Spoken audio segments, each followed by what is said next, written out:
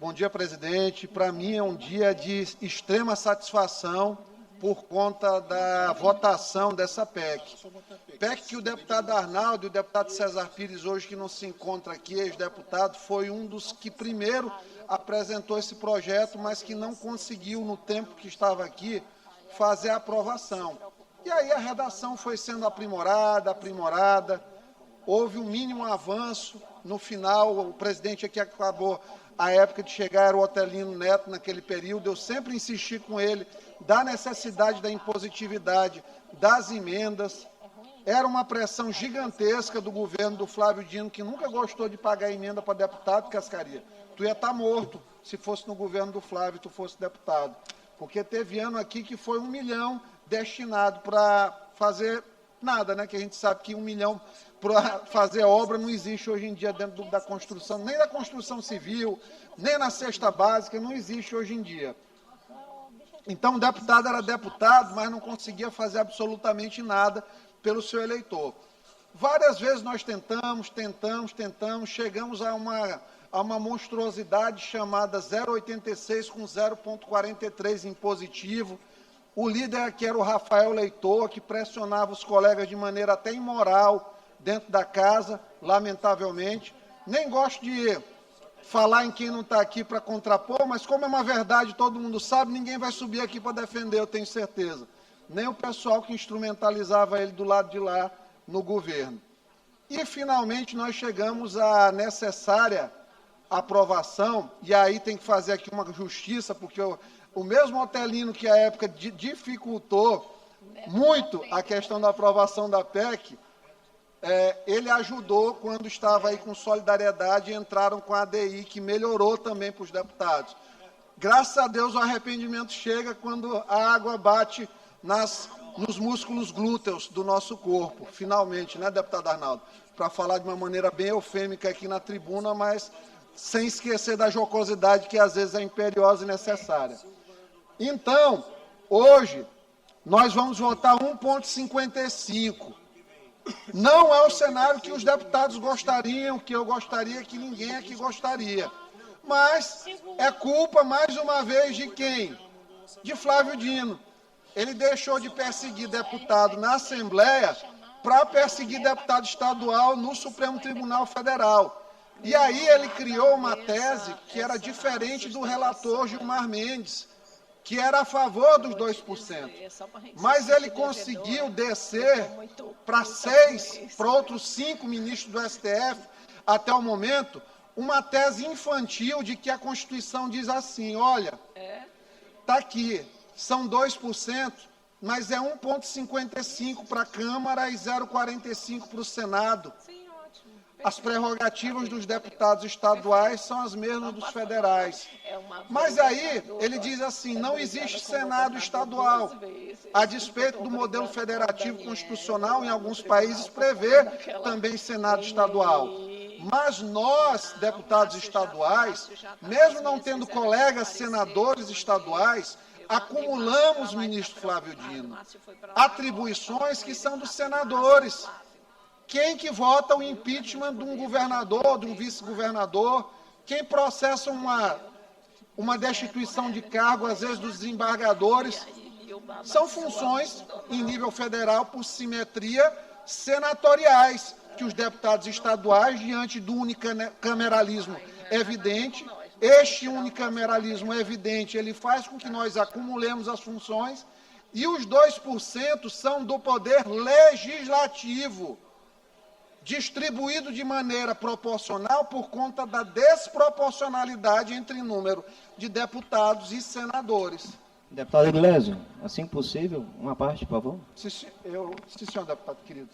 Então, volto a dizer, estávamos em 2%, Flávio, que não gostava de pagar emenda no Maranhão, foi para o STF criar.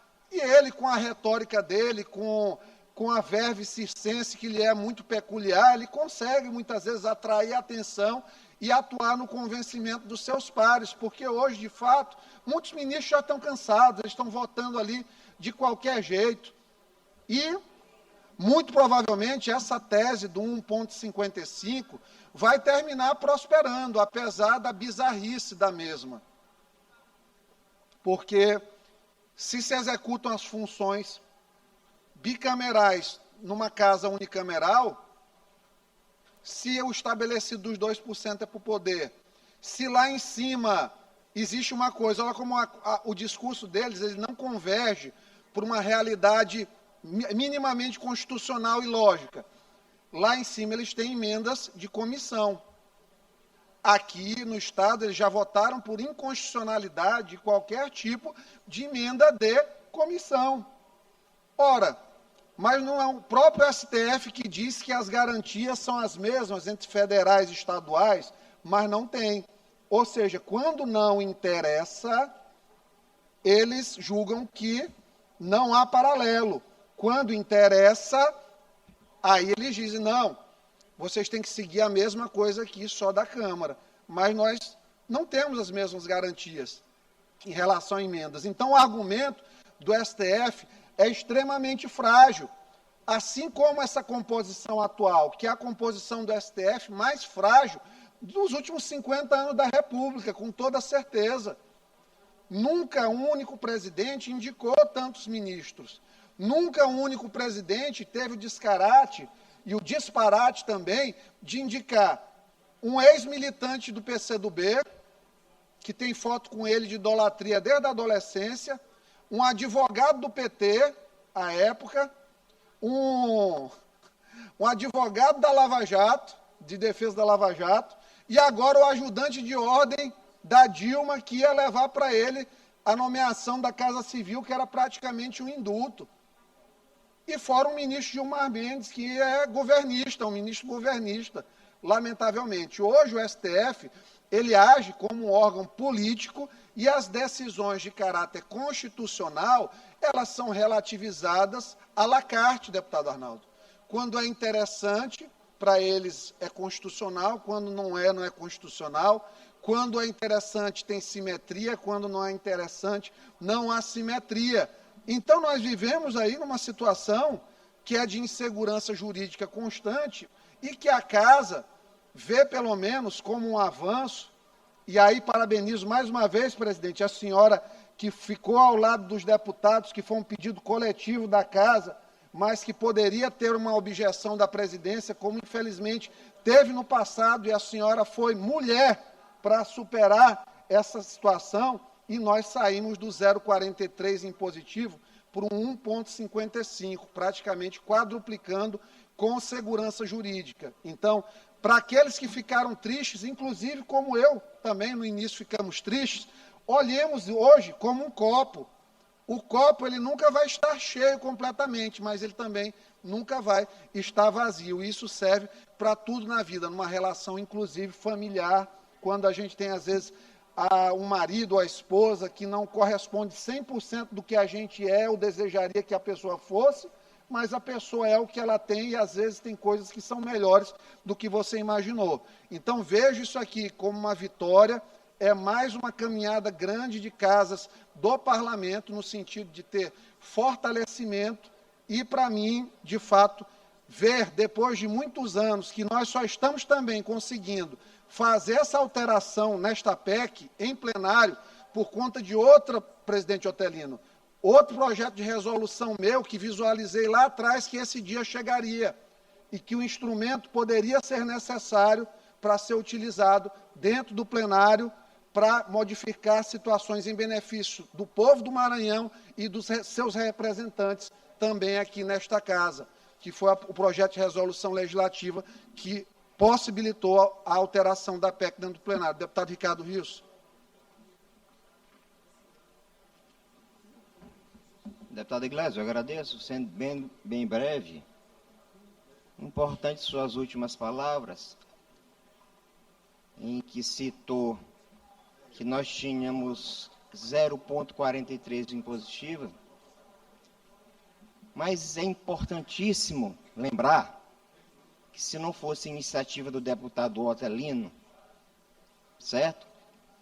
Na qual conquistamos os 2% de impositivo, até hoje estaríamos com 0,43% positivo. Foi o que eu falei. Muito obrigado. Se redimiu. presidente Otelino se redimiu quando entrou com a ação dos 2%, presidente. Fica à vontade, se quiser usar o microfone também. Que o registro foi feito com toda a justiça.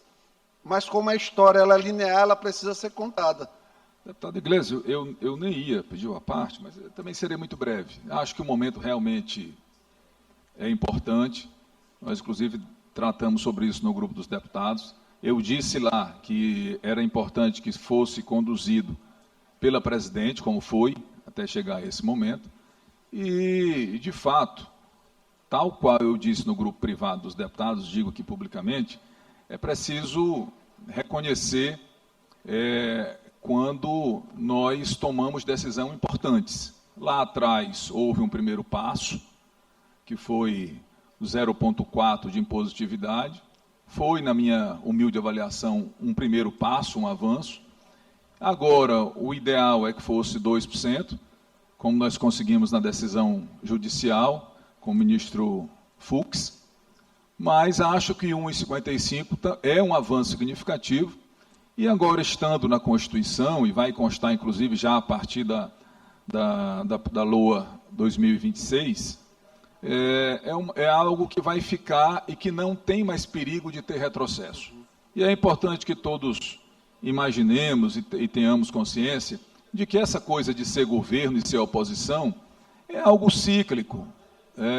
Quem imaginou que na cena pós-eleição de 2022, alguns agentes estariam hoje na oposição e alguns que à época eram oposição estariam na situação. Então essa coisa é muito cíclica, por isso esse momento de hoje ele é realmente muito importante e vai fortalecer muito o parlamento, independente de quem sejam as forças dominantes de hoje, amanhã e depois de amanhã. Muito obrigado.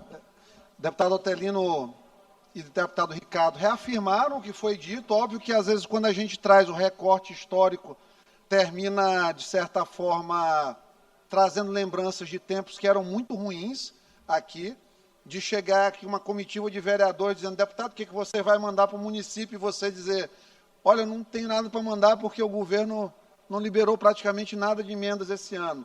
E era assim a vida de um deputado estadual na época que o Flávio Dino era governador do estado, e graças a Deus que os que vieram do grupo dele hoje estão aqui no governo Brandão, e numa casa que não tem mais uma opressão de líder como tinha antigamente, de chegar aqui, inclusive, praticamente chantageando mesmo, a palavra é essa, chantageando deputados estaduais aqui dentro, e o Neto, por exemplo, exerce uma liderança suave aqui dentro da casa, bem diferente, porque é reflexo de um governo também que não é um governo diferente do que dizem, não é um governador opressor, um governador que escuta realmente quando se tem bons argumentos.